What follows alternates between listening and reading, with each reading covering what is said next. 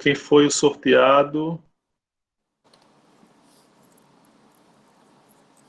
Foi o André, né? Pronto, André já está a postos aí. Vai lá, André. Estão me ouvindo direitinho? Talvez não dê para ouvir.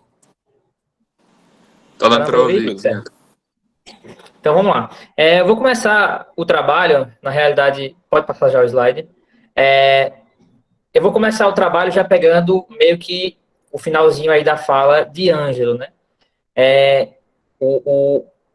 Pode passar também. O contexto histórico, justamente para a codificação do Código Civil Napoleônico, foi justamente tudo que Ângelo tinha falado. A população, em geral, ela tinha uma descrença, certo? Ela não acreditava muito no que vinha antes da Revolução Francesa. Então, aquela ideia de que o monarca era a boca da lei, aquela ideia do monarca absoluto, né, que falava o rei Luís XIV lá, que o Estado sou eu, né? Então, a ideia de Estado, ela estava presente justamente no monarca. Então, ela estava presente justamente na autarquia da sociedade, ao invés do direito. Então, o contexto de codificação do Código Napoleônico, ele veio justamente com uma ansiedade e muito mais por parte da burguesia, que foi a que liderou, né, a Revolução Francesa e também apoiou o golpe do 18 de Brumário, com relação a esse descontentamento com esse direito não codificado, um direito espalhado, um direito impreciso, né? Aquele direito que ele era muito do que o jurista ali ele falava naquela hora. Então você não tinha uma sistematização precisa disso. Isso acarretou, inclusive, né? Inclusive a gente precisa ver o povo, cada povo em sua situação histórica, mas não somente histórica, situação social. Então é até um absurdo para a gente hoje crer que eles acreditavam no direito como essa ideia exegética, essa ideia positiva ao extremo, de que o legislador ele não poderia sair, né, do texto normativo. Mas a gente tem que ver que isso foi ocasionado justamente por uma pressão social e também uma pressão da classe dominante, que era da burguesia, para poder ascender ao poder, né, como Ângelo falou aí. Então, os precedentes do Código, eles foram a Constituição Americana e o Direito Romano, assim como várias outras influências, né, que o Código Civil também pode ter, né? A Constituição norte-americana, apesar de ser um sistema jurídico de common law, mas ela trazia em seu entendimento a ideia de um liberalismo, né, direitos individuais acima dos direitos coletivos, né? E passou a ver o Estado não como uma obra divina, mas sim uma obra social. E também isso, na obra social, entra a parte jurídica, né, o ordenamento jurídico, certo? Então, houve a Revolução Francesa, estava uma bagunça lá na França, não se tinha nenhuma organização dogmática. Eu anotei aqui até, o grupo anotou que a França ela é dividida em dois sistemas jurídicos, certo? O sistema jurídico do norte, que era o common law, né, e o sistema jurídico do sul, que era mais influenciado pelo direito romano, civil law. Não sei se eu troquei agora norte-sul, mas espero que seja isso aí. E aí, com isso, e com a grande instabilidade política também, que veio da Revolução Francesa, acabou por o sistema jurídico foi totalmente bagunçado, ninguém sabia mais que regra seguir, e isso aí foi contribuindo para a ideia de um direito mais positivo, mais codificado, né? Então, ele tinha, Napoleão, ele tinha a vontade e o apoio das classes dominantes para codificar, unificar politicamente e juridicamente a França. Então, nos seus âmbitos norte e sul, né? E a Revolução, justamente de 1789, por abordar esses princípios liberais, muito influenciados pelos pensadores também justnaturalistas e mais tarde pelo iluminismo, já tinha introduzido isso no imaginário, tanto do povo como da burguesia na França. Pode passar aí o slide. Então, a burguesia e os notáveis, né, que sustentavam o poder de Napoleão, queriam consolidar as conquistas jurídicas da Revolução. Jurídicas e também políticas. Quais foram as conquistas jurídicas da Revolução? A ideia de que o Estado não estava na mão de uma autarquia. A ideia de que o Estado agora era fruto de um povo. E esse povo, ele estava centralizado em um Estado moderno, né? Inclusive, a Revolução Francesa foi para instaurar uma nova Constituição na França. E aí teve todos os regimes, a chamada fase do horror, né? Que foi aí que surgiu o contexto de Napoleão. Napoleão era um general do exército francês que ganhou poder justamente por querer essa união codificada. Não por isso, mas isso foi uma das ideias que levou ele ao poder. A sua grande figura também, aí entrando um pouco na história, a sua grande figura ele era um cara muito persuasivo, né? Ele falava muito bem, então isso proporcionou que ele pudesse ascender ao poder. Então, o programa político de Napoleão, ele pretendia garantir o mínimo de liberdades civis ao cidadão. E essas liberdades, elas tinham que ser codificadas em prol da segurança jurídica. Então, passou-se a ideia de uma liberdade só condicionada ao que o rei dizia, ou que uma classe dominante dizia, e sim uma ideia de um mínimo de liberdades civis até compostas nesse código aí. Aí a gente até colocou essa frase aí, que o Código Francês não foi uma obra do déspota iluminado, mas sim da burguesia revolucionária, que pretendia edificar uma sociedade baseada sobre os princípios da igualdade e da liberdade dos cidadãos. Apoiava-se também na convicção iluminista e racionalista de que era possível construir uma nova sociedade totalmente remodelada e renovada por meio da obra racionalizante da legislação. É importante falar também que a burguesia ela não fez isso do nada. Não é porque ela queria ser boazinha com as classes mais pobres, ela queria que os camponeses vivessem melhor. Não, é porque uma codificação, ela também amplia as possibilidades de atuação econômica da própria burguesia. Então, ali com a codificação de Napoleão, ia a menos intervenção estatal também fazia com que a burguesia pudesse ascender na sua posição de superioridade às outras classes sociais. Pode passar. Então, vamos lá. E aí a gente chega nos impactos que o código teve na época, né? A primeira é uma função meio que semi-constitucional do código. Por quê? Porque tinham muitas disposições de direitos fundamentais que estavam sendo dispostas no Código Civil. Ele era para ser um código de normas puramente civis, mas como não tinha nenhuma codificação relacionada a isso na época, ele acabou por dispor algumas normas com relação a direitos fundamentais. Então, direito à vida, direito à liberdade, direito principalmente da disposição contratual, ou seja, de que as pessoas são livres de negociar contratos, de negociar acordos, certo? Então, mas aí o Código de Napoleão também tem os downsides, né, os problemas. Um dos problemas é que ele interferiu e restringiu muito nessas prerrogativas, principalmente das mulheres que foram vorazmente reduzidas. Então, a gente tem uma premissa de que o homem em estilo literal agora, ele vai ter mais liberdades, né? E aí essa liberdade ela fica à mercê de vontades legislativas que não estão propriamente no povo, e sim na burguesia. E aí isso acarreta também uma série de defeitos, como Ângelo falou, o código, eles entendiam que o código não tinha lacunas, mas se você for interpretar de uma forma mais atual, claro que isso seria anacronismo, mas para efeitos didáticos, ele tinha algumas lacunas com relação a... Ele propunha liberdade e também, em outra esfera, ele tirava uma liberdade do cidadão. Então, também foi a explosão do movimento sufragista feminino, ou seja, das mulheres terem relação com o direito a voto. Então, como o código não dispunha sobre isso, as mulheres começaram a se unir para poder fazer jus a essa liberdade tanto falada pela burguesia que eles pregavam, né?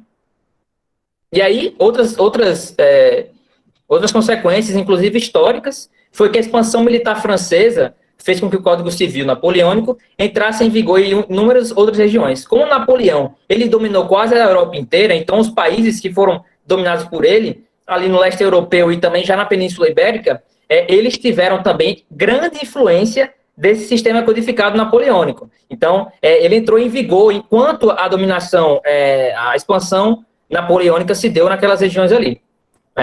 E aí, também outra contradição no Código Napoleônico era que a organização da força militar opressiva eminente a fim de garantir garantir que as leis do imperador fossem seguidas nas cidades. Isso é um grande ponto de decisão, né? Porque a gente tem que entender também que a organização política de Napoleão, ela não é nenhuma república democrática, ela é uma organização déspota, né? Autoritária. Então, para ele manter o poder do seu código e também com o poder do código, ele obtinha poder político, porque se você controla a população por meio do código, você também vai controlar a população por meio da política, na medida que os cidadãos eles precisam se submeter ao código, né, enfim, ele conseguia poder político ali. Então, tinha essas fortes censura com relação à população e também à imprensa, né, que não podia, evidentemente, falar mal do código do Napoleão. Pode passar. Então, vamos lá. A gente entrou agora nos princípios e características desse código. Então, ele foi, como eu falei, um fruto das tendências da Revolução Francesa. Essa Revolução Francesa ela tinha em suas bases pensadores iluministas, pensadores que tinham rompido com aquela ideia de direito divino, de direito justnaturalista divino. Então, a gente tem aí três conceitos: o conceito filosófico, o conceito político e o conceito jurídico. Filosófico, ele acredita que existe uma preponderância das liberdades individuais acima das coletivas. Então, o Estado ali, pelo menos no objetivo de jurídico, né, sem contar com o político, ele tinha o direito, ele era para garantir, era um direito garantivista de liberdades individuais, certo? Então, uma doutrina política que colocava o fundamento político do Estado. Então, você tinha o Código de Napoleão como a fundamentação do Estado moderno, não do Estado moderno, mas do Estado francês, né? E aí, a gente tem aí também algumas outras lacunas do Código Civil, que eu vou apresentar mais na frente. Deixa eu só achar aqui uma das lacunas. Pronto. Eu falei muito daquela liberdade contratual, né? Anteriormente, mas existe um dispositivo no Código Napoleônico que ele dá a possibilidade de os contratos serem invalidados por serem contrários à ordem pública. Ou seja, como é que você dá direitos individuais na medida que o povo vai fazer contratos, vai exercer esse direito de livre comércio, de livre iniciativa, mas mesmo assim qualquer juiz pode chegar lá e invalidar seu contrato justamente por causa daquela interpretação da boca da lei, né? Interpretar o direito como sendo algo literal. Então, ele não poderia fazer interpretações análogas nem nada. Ele só enquadrava o teu contrato ali como por ser contrário à ordem pública, você não tinha mais a quem recorrer. Então, e aí isso era uma das grandes lacunas do Código Napoleônico. E aí ele é dividido em o livro primeiro das pessoas, o livro segundo dos bens, o livro terceiro das diferentes maneiras pelas quais se adquiria a propriedade. Então, até aí, adiantando um pouco o slide, acho que uns 2 slides para frente, que vai falar da influência no Código Brasileiro. Não, pode voltar. Vocês podem ver que essa... André, Sim, pode ir. Faltam 2 minutos ainda, tá? 2 minutos, tá, vou correr. Essas parece... você pode ver que parece direitinho o Código Civil brasileiro, né? Então, pode passar, vamos lá. 2 minutos só. Então, ele teve também uma grande influência na América por também ter uma grande colonização francesa, né? Inclusive lá no Canadá e na cidade de Louisiana, nos Estados Unidos, e em alguns outros países da América. Então, vou passar... Eu ia me alongar mais, mas, enfim. Então, influências no Código, no direito brasileiro. A gente pode também... Uma primeira característica que vem à mente aqui o direito brasileiro, o direito civil brasileiro é dividido em direito civil e também direito comercial. Isso é uma característica que estava presente naquele código lá. Então, o direito brasileiro é altamente influenciado por códigos de procedência romana, como era o Código Napoleônico, né? Porque ele é um direito positivado em contraste com o direito do common law, né? E aí tem a máxima revolucionária, segundo o qual tudo que é contratual é justo, desde que as partes sejam livres para contratar. Isso também está presente no Código Brasileiro. Diz respeito à propriedade, ele instaurou mais garantias para a propriedade privada. Isso também tem na Constituição brasileira hoje em dia, né? Pode passar aí, deixa eu ver se eu consigo pegar mais alguma coisa aí antes de terminar. Então, vamos lá. O princípio da responsabilidade, né? E ele introduziu isso no ordenamento jurídico, não só a responsabilidade, a culpa do indivíduo, que antes era muito presente, mas também a culpa do Estado, né? Então, ele introduziu esse ponto aí. E aí tem outros artigos aqui que eu não vou me alongar, porque já deve ter estourado. Mas é isso aí, pessoal. Obrigado. Excelente, conseguiu, hein? Nos 15 minutos. Tá ótimo. Vocês querem fazer algum questionamento ou complementação? Professor Ângelo também. Quer prosseguir ou fazer algum comentário, adendo? Acho que por parte do grupo, não. Pode continuar, professor Ângelo.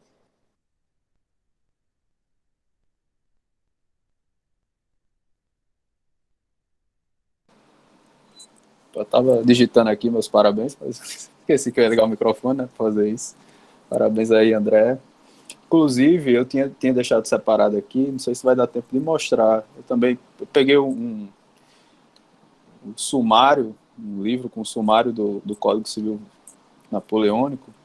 Dá para ver, assim como o André estava falando, a similitude dele, sobretudo com o nosso Código de 16, né? Nosso Código 16, ele tem uma fortíssima influência do Código Napoleônico, assim como o nosso direito processual civil também, por exemplo, não do Código Napoleônico, mas tem forte influência, o André estava citando influências que nós temos aqui, né? Nosso direito codificado, ele quase sempre ele pega um pouquinho digamos assim, de direitos codificados de outros países, né? O nosso Código de Processo Civil, por exemplo, tem forte influência do direito italiano, né? Para citar uma outra fonte, mas o Código Civil 16, ele tem uma influência muito forte do Código Napoleônico. Vou aqui retomar para vocês minha apresentação. Vou tentar ser breve, tá, gente? Para, inclusive, sanar a dúvida, que foi a dúvida que Matheus colocou, né? Estou chegando lá já, inclusive. Então, gente, o fenômeno de codificação, ele é muito importante nesse contexto, né, que a gente está vivendo. O Código Napoleônico, por exemplo, para pegar aqui o gancho e não ficar descolado do que André estava falando. Nesse momento, o direito ele passa por uma construção, digamos assim, por uma estruturação, e isso impacta muito. O modelo de Estado e o modelo jurídico, eles ficam muito imbricados a partir dessa digamos assim, dessa transição paradigmática, para usar uma expressão que eu gosto bastante. E essa transição, e esse modelo, na verdade, ele basicamente só vai ser modificado no pós-guerra, pós-Segunda Guerra Mundial, que é o quê? Você trazer o direito está no centro digamos assim, o pilar central de estruturação do Estado, e no centro desse direito estão os códigos civis, sobretudo, né? E o Código Napoleônico talvez seja o maior exemplo disso.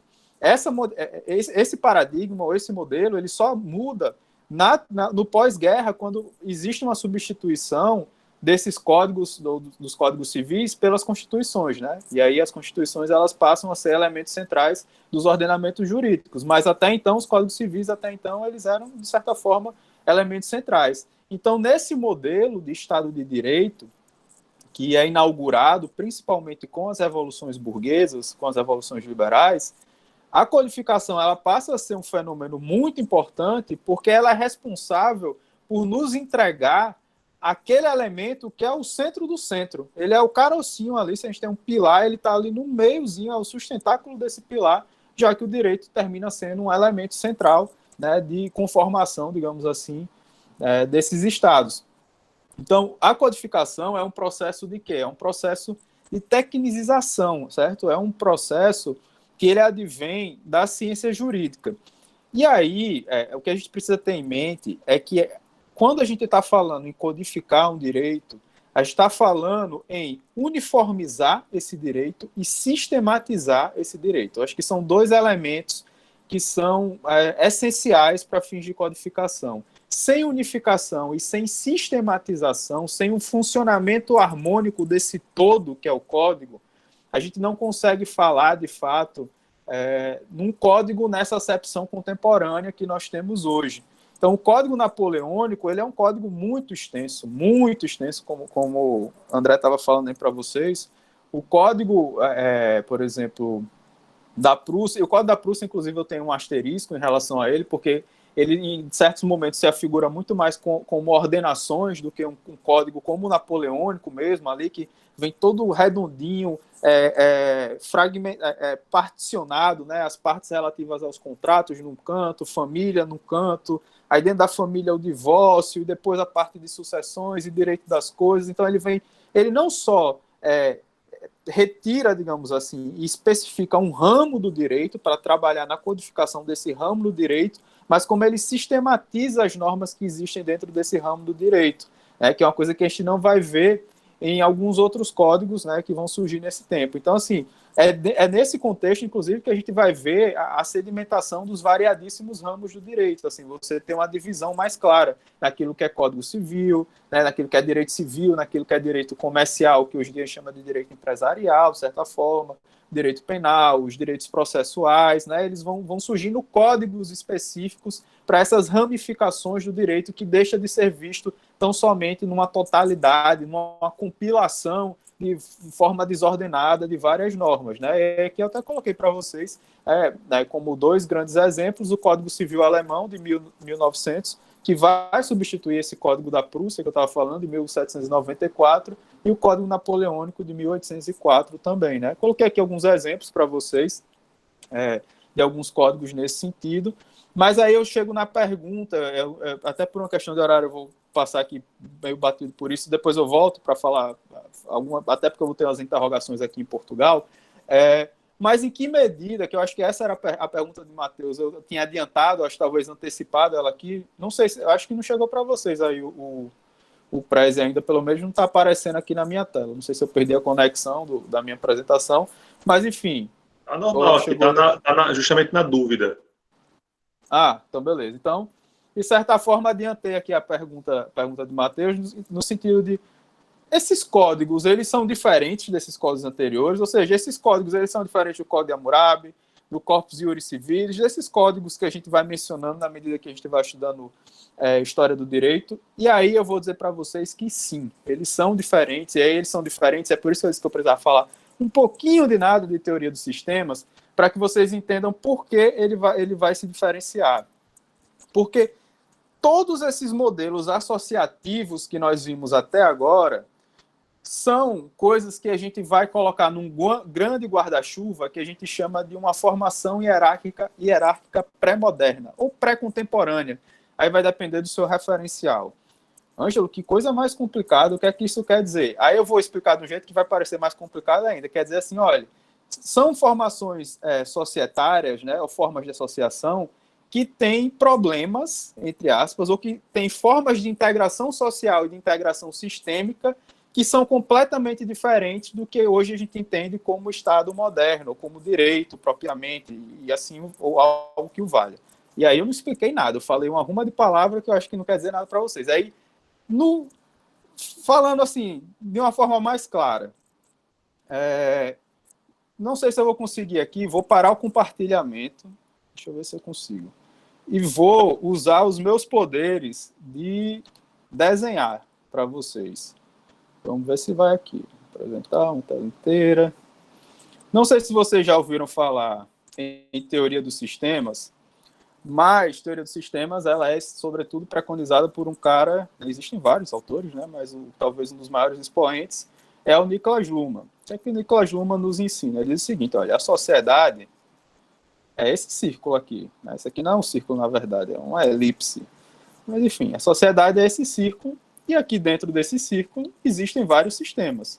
Existe o direito, existe a política, existe a economia, existe a arte, existe a ciência, existem vários sistemas, e cada sistema ele tem um código próprio, né? Deixa eu ver se eu consigo marcar aqui, botar aqui. Direito, ele tem um código dele, né? Que é o código lícito e ilícito. Lícito e ilícito. Agora que eu parei para pensar, eu devia ter feito esse desenho, né? Então, eu vou fazer aqui agora com vocês. Então, o direito tem o código dele, que é lícito e ilícito. A economia tem um código que é o ter ou não ter. A política é o poder ou não poder.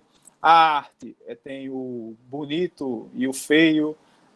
O conhecimento tem a sabedoria e a ignorância. Enfim, cada sistema ele classifica os elementos que lhes são próprios, né, que existem dentro da sociedade, de acordo com um binômio, um códigozinho binário, né, que traz consigo, né, que vai atribuir uma característica. Então, por exemplo, para o direito, me importa saber se uma conduta, em última instância, ela é lícita ou ilícita. Ok, vou parar isso aqui, isso aqui foi só para ilustrar a teoria dos sistemas, para vocês, que aí vocês vão entender, talvez um pouquinho mais lá na frente. Dito isso, o que eu quero dizer com vocês quando uma sociedade ela tem problemas de integração sistêmica e de integração social? Cadê? Volta para cá. Voltou. Rapaz, eu estou ficando craque agora nisso daqui.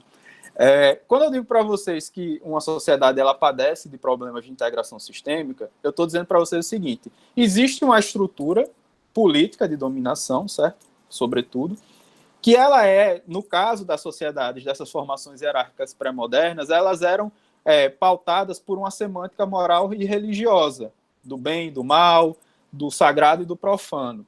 Então, pouco importa para esses demais outros sistemas o que eles tentavam classificar, né? Eles não tinham autonomia para classificar as suas demandas próprias. Então, o direito ele não tinha autonomia, de certa forma, não tinha diferenciação funcional para poder dizer o que era lícito e ilícito. O que era considerado lícito ou ilícito era caracterizado dessa forma de acordo com o código dessa semântica moral religiosa. Então, o que era lícito era aquilo que estava atrelado ao bom ou ao bem, e o que era ilícito era o que estava atrelado ao mal. O que era atrelado ao lícito era aquilo que era sagrado, o que era considerado ilícito era aquilo que era considerado profano. E isso valia também para a arte, por exemplo, né? Imagina, a depender dos pudores que existiam em determinados períodos da história, você fazer um determinado quadro, né, com a exposição, como, meu Deus, os termos, a exposição das vergonhas das pessoas, etc., era uma coisa extremamente profana, né? E por ser profana, era uma coisa considerada feia. Quando, na verdade, hoje em dia a gente olha e fala, meu Deus, que obra de arte, né? A gente fala, que obra de arte. Então, essa semântica, né, a dominação dessa semântica moral religiosa, ela fazia com que não existisse essa integração entre os sistemas, e por não existir essa integração, dita integração sistêmica, o direito ele não conseguia se diferenciar funcionalmente. E, além disso, você padecia também de problemas de integração social, né? Aqui eu particularmente discordo de Niklas Luhmann, muito humildemente, né, quando ele diz assim, nas sociedades hierárquicas pré-modernas, você tinha a definição de quem era membro ou não membro de acordo com a camada social a qual esses indivíduos pertenciam. Isso de uma maneira muito rudimentar, mas a ideia é essa, né? E aí eu me pergunto, Luhmann, você olhando, obviamente, para a Europa Ocidental do século XX, você talvez pense isso, mas nos países de modernidade periférica, como o caso do Brasil, a gente ainda padece de problemas de integração social, né? E isso não faz com que a gente seja considerado uma formação hierárquica pré-moderna, pelo menos acredito eu. Mas fato é que ele dizia que existem essas duas grandes problemáticas. Então, gente, fosse o Estado não, desculpa a terminologia errada, fosse o modelo oriental teocrático, fosse na Grécia Antiga, fosse em Roma, fosse na Idade Média, todos esses períodos históricos que a gente trabalhou, o direito ele não tinha uma diferenciação funcional, né? Ele não conseguia se diferenciar funcionalmente desses outros sistemas que existem dentro do grande sistema que é a sociedade. Então, dentro desse grande círculo que é a sociedade, não existia aquele círculozinho do direito, pelo menos feito de uma forma separada, né? Ou seja, não existia uma ciência jurídica que de fato se debruçava sobre a questão, né? E o direito ele não conseguia se diferenciar porque ele era sobretudo utilizado de uma maneira, havia uma subordinação do jurídico ao político. Aqui também a gente pode discutir nos dias de hoje se isso, na verdade, ainda não chega a existir, mas existia, na verdade, uma relação completamente assimétrica, né? Completamente diferente, assim, muito mais aguda do que a gente tem nas problemáticas que a gente enfrenta nos dias de hoje. Não que eu esteja, inclusive, romantizando isso, pelo amor de Deus, longe de mim. Existem muitas críticas, o Marcelo Neves é um autor que vai trazer muitas críticas, críticas não, mas atualizações, digamos, à teoria luhmanniana com base na modernidade periférica da qual o Brasil faz parte, mas fato é que existia essa subordinação do jurídico ao político e inexistia essa diferenciação funcional do direito. E por inexistir essa diferenciação funcional do direito, eu não tinha, de fato, esses códigos sendo produzidos dessa forma técnica, dessa forma sistemática, dessa forma uniformizante. Se eu olho para o Corpus Juris Civilis, por exemplo, eu vou ter ali um calhamaço de normas, assim, colocando de uma forma grosseira, mas vou ter um calhamaço de normas das mais variadas natureza, tá certo? Vou ter instruções, inclusive, para quando se for lecionar, por exemplo, o direito nas universidades, e junto disso eu vou ter uma compilação de constituições imperiais, enfim, eu vou ter uma compilação só, um juntadão ali, né, um baião de dois do que foi produzido em Roma nesse meio tempo, sobre o direito romano daquela época, né, o que era considerado direito romano naquela época. Se eu vou hoje a gente tem em relação às consolidações, por exemplo, consolidação da lei do trabalho. É um amontoado Perfeito. Que tenta guardar alguma sistemática, ordem e tal, mas não tem o mesmo rigor que um código, efetivamente. Perfeito. E é por isso, inclusive, Professor, que eu tenho até... Desculpa, fala, André. Não, só inclusive, alguma das críticas, assim, eu não concordo com elas, mas, assim, existe uma crítica com relação à CLT também, porque ela não é um código trabalhista, né? Ela é um amontoado de leis e aí, às vezes, elas começam a se bater, né? Falando assim de forma mais superficial. Mas, só para exemplificar também um tipo de código, um tipo de livro jurídico que é assim. Perfeito. E aí é por isso que eu tenho um pouco de dificuldade, sobretudo, em encarar, de certa forma, parte da legislação que existia no Brasil até o Império, boa parte da legislação que existia no Brasil até o Império, como dentro dessa perspectiva de codificação do direito, né? Porque como vocês vão estudar, acredito eu, nas próximas aulas, quando a gente vier aqui para o Brasil, a gente vai ver que o Brasil ele era regido pela legislação vigente na metrópole, né, em Portugal, dos invasores portugueses. E aí, as ordenações que existiam naquela época, né, as ordenações manuelinas, afoncinas e filipinas, em sua grande maioria, elas ainda guardam um pouco desse traço de compilação, de tentativa de compilação. Há uma tentativa de uniformização, de sistematização, mas a depender do referencial do qual você vai partir, você ainda não tem, inclusive, essa lógica da divisão especificamente, né? O Código da Prússia, por exemplo, ele tinha 15, se eu não estiver enganado, acho que é mais que isso, mas ele tinha 15 mil parágrafos, porque ele era um código de processo, ele era um código civil, ele era um código penal, ele era uma grande compilação de maneira mais organizada, de maneira mais sistematizada do que, por exemplo, o Código de Hammurabi, aí, como eu coloquei para vocês, o Corpus Juris Civilis, mas ele ainda traz, né, ele ainda tenta compilar tudo dentro de um único documento, né? E aí eu acho que talvez uma das grandes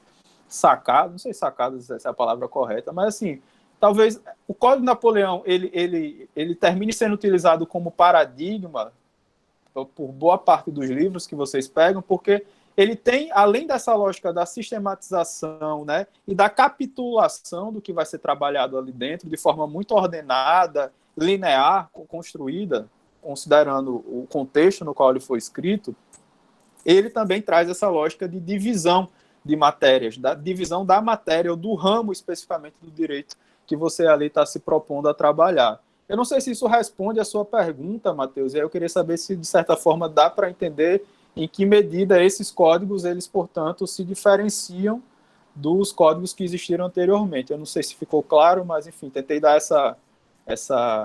essa ida aqui na teoria dos sistemas, porque a gente precisa da teoria dos sistemas para entender a própria sistematização do direito, né? Deu para entender? Deu sim, professor. Foi a cereja do bolo da aula de hoje. Foi perfeito. Beleza. Então, dito isso, gente, é interessante, tipo, é muito bacana a gente estudar essa parte, e eu tive assim, o carinho, digamos, de tentar preparar dessa forma a aula para vocês, porque assim, a gente pode sair depois, eu posso mandar para vocês, como eu falei, esses links que eu peguei, que tem o código que dá para traduzir, né? Eu traduzi o da Prússia e dei uma olhada no da França, que já estava em português, as fotos já dele todas em português. E depois a gente pode sair batendo um por um, mas se vocês entenderem, eu acho, a lógica que se opera por trás disso, fica mais fácil vocês, né, quando perguntarem para vocês assim, como se deu a codificação, etc., e tipo, aí vai ser falar, o Código de Napoleão, de 1804. Fica mais fácil vocês entenderem que, na verdade, isso é um processo que começa a se construir com a edificação dos Estados modernos, né? E isso se consolida no final. E aí, gente, é muito interessante vocês perceberem como, assim, a gente pode partir de uma perspectiva histórica, a gente pode partir de uma perspectiva hermenêutica, a gente pode partir de uma perspectiva dogmática, mas fato é que, assim, se a gente juntar a aula da Idade Média com essa aula daqui, fica muito claro. E aí é pena que não tem espaço para a gente falar tanto das revoluções burguesas. Eu queria muito, enfim, depois a gente vê se faz alguma coisa, mas enfim, queria falar um pouco das revoluções burguesas em si, assim, entrar em cada uma delas, né, porque elas vão guardar relação com outro fenômeno que é da constitucionalização, mas enfim, fato é que é muito interessante como a burguesia ela passa por esses 8 séculos, né, e ela alcança o seu processo digamos assim, de ascensão, e a partir do momento que ela se consolida como uma classe dominante, o direito ele passa necessariamente a ser um elemento central das nossas vidas. É justamente a partir digamos assim, das revoluções liberais do século XVIII, né, no caso da Inglaterra um pouco antes, mas sobretudo do século XVIII, que o direito, o rule of law, os estados de direito, etc., eles de fato se consolidam, e eles se consolidam a partir do momento que o direito, que já existia, como a gente vem vendo desde a antiguidade, ele passa a ser um elemento central dentro das sociedades, né? E aí, eu não estou aqui dizendo para vocês desconsiderarem o fim dos direitos, etc., etc., mas só para que a gente tenha esse outro olhar, porque quando a gente entra, às vezes, no curso e tudo mais, a gente entra... Eu amo, assim, eu não vou dizer para vocês que eu amo o direito, porque muitas vezes o direito que está posto aí, ele me incomoda, né, ele me revolta, mas às vezes a gente entra com uma visão muito romantizada do direito, e a gente tem que ter essa perspectiva. A sociologia, ela nos ajuda muito a puxar os nossos pés para o campo do chão, e a história, ela conta isso de uma forma muito clara. Você utilizar o materialismo histórico, a gente vê isso ainda de uma forma mais escancarada, como o direito, sobretudo a partir desse período histórico, ele passa a ser um pilar do sistema que a gente tem vigente nos dias de hoje, e que, portanto, o direito ele é utilizado muitas vezes, não de maneira esparsa, ou não em episódios, ou não de forma episódica, mas ele é utilizado como um instrumento de manutenção de poder por aquelas classes dominantes que ascenderam ao poder ainda no final do século XVIII. Isso é uma realidade que existia lá, e essa, com certeza, é uma realidade que traz reflexos e problemas até os dias de hoje. Então, esse é um olhar que a gente precisa lançar para o direito, através de uma perspectiva histórica, mas também de uma perspectiva sociológica, e talvez esse momento que a gente tirou para estudar na aula de hoje é um momento crucial para que a gente possa começar a enxergar um pouco dessa perspectiva. É isso. Se alguém tiver alguma dúvida aqui, estou à disposição, alguma crítica também. Eu, na verdade, escrevi no chat uma pergunta. Opa, peraí, deixa eu parar de compartilhar aqui, então, minha tela. Na verdade, mais para saber se eu entendi. É como se essas compilações fossem mais baseadas nos casos concretos anteriores e as codificações fossem uma elaboração sobre situações abstratas futuras.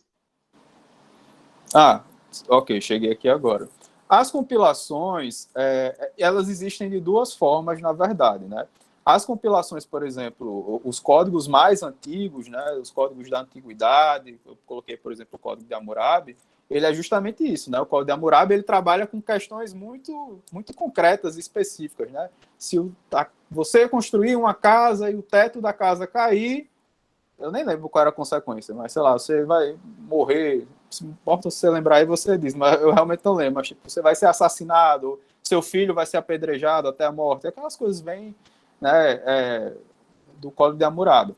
na medida que o direito ele vai evoluindo, ele vai saindo dessa perspectiva mais concreta, casuística, específica, e ele vai adquirindo alguns traços de abstração. Mas, ainda mesmo,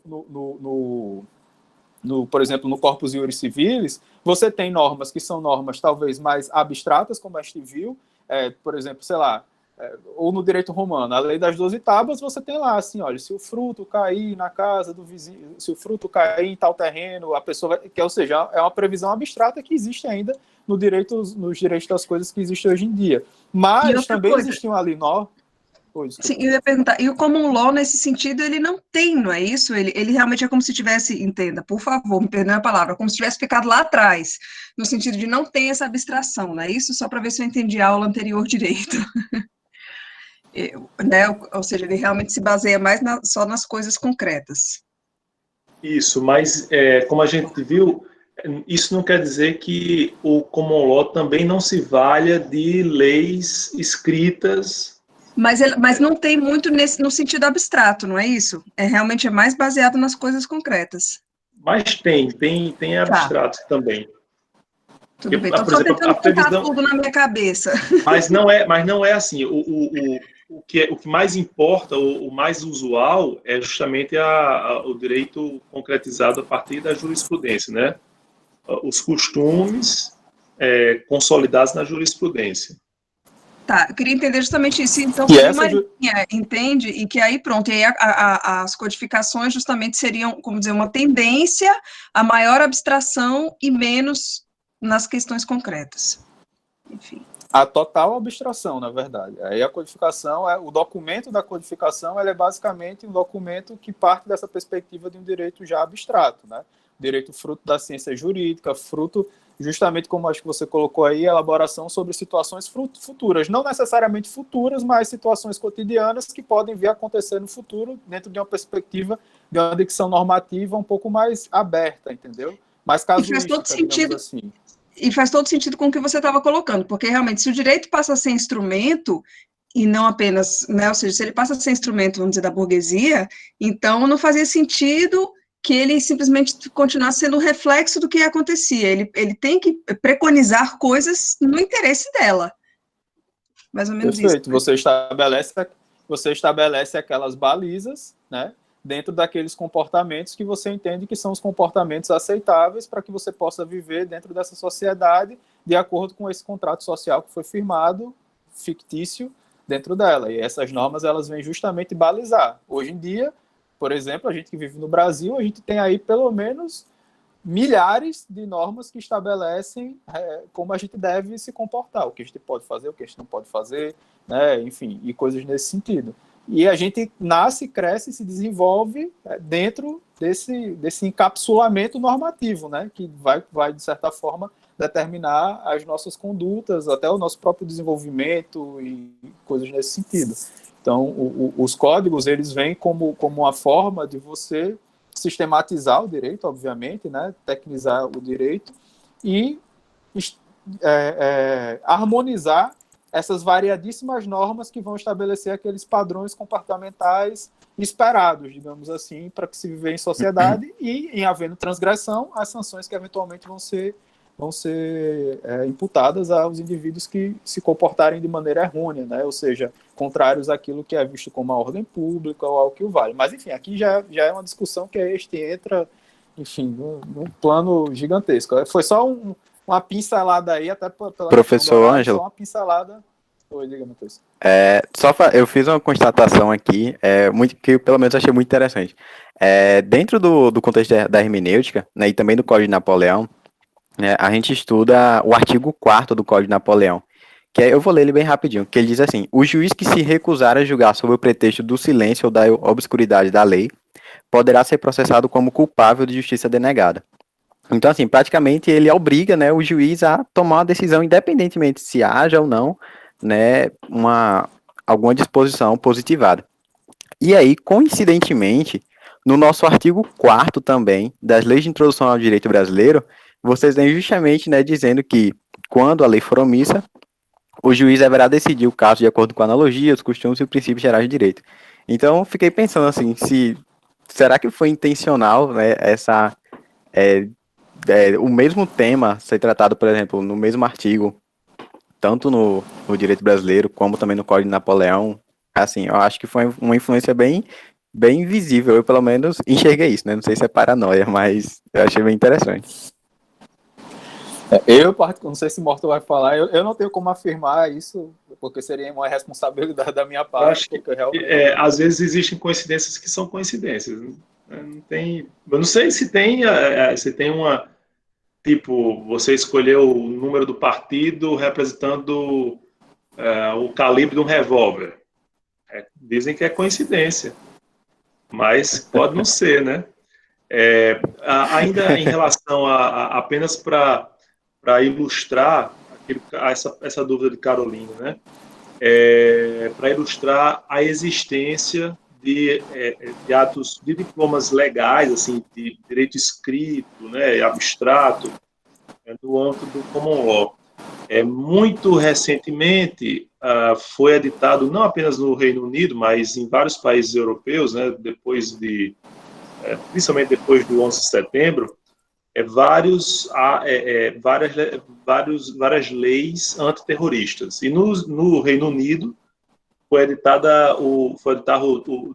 o Terrorism Act, que é justamente um conjunto de normas abstratas que visam a combater o terrorismo lá. Então, tem essa característica, apesar de ser common law.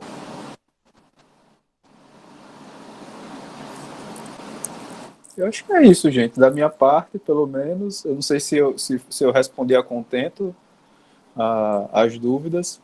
Os meus slides, eu só vou responder aqui, Diego, já por você, Morton, já adianto. Os meus slides, Diego, eu faço no Prezi. Aí eu vou mandar os links para Morton, e aí vocês acessam livremente. É só botar o link no navegador que vocês conseguem usar tranquilamente. Vou mandar para Morton a listinha. Se vocês quiserem algum material extra, roteiro de estudo, etc., vocês podem falar com ele também, que ele me solicitando, eu encaminho para vocês, tá certo? As obras de hoje também vou mandar para ele. E, para quem quiser, né, que eu citei Boaventura, leiam sim, mas eu vou reforçar para vocês, leiam, acho que vai ser um autor, é um historiador, é um cara que vocês vão pelo menos se divertir lendo, isso eu asseguro. E é isso, gente, muito obrigado pela atenção, pela participação, e, como sempre, dúvidas, críticas, sugestões, estou aqui à disposição de vocês. Professor Anjo, mais uma vez, obrigado, né, por mais uma aula tão empolgante, tão rica, né? Que, como você mesmo falou quando a gente estava conversando, né? Na verdade, veja só, pessoal, eu combinei com o professor Ângelo mais ou menos os assuntos, né? Alguns dias, mas diante da correria da semana passada, só hoje eu me dei conta de que hoje ia ser a aula sobre o Código Civil Napoleão. E aí eu disse, olha, será que vai dar certo? Você dá aula? Tranquilo, dá aula direto. Aí faz um material dessa qualidade, né? Em tão pouco tempo. Então, isso serve, inclusive, para os grupos que vêm por aí, né? Para ver como com dedicação dá para fazer coisas excelentes em pouco tempo, né? E eu agradeço também, pessoal, a participação de vocês, né? Sempre muito estimulante, empolgante contar com a participação, com as dúvidas, porque é disso que a gente se alimenta, né? Melhor do que ficar falando no vazio e no silêncio, ter essa interação com vocês, certo? Essa é a magia, pelo menos, dessas aulas síncronas, porque senão a gente vai ser transformado apenas nos robozinhos ali, editando conteúdo sem interação. Ok? Mais alguma dúvida? Professor, só para finalizar, acabar mesmo, não, só para dizer mesmo que eu acho que nós que agradecemos. É uma dupla dinâmica, assim, um espetáculo de didática mesmo, professor. Foi perfeito. Não só essa, como as demais aulas. Vou ficar mal acostumado, não sei como é que vai ser o que é que vai ser de mim em 2020.2, próximo semestre, né? Que é isso, professor. Precisando, estou sempre aqui, estou à disposição sempre. Tá certo. Tá gravado isso, viu? Pode cobrar, pode cobrar. Bom, pessoal, vou terminar aqui.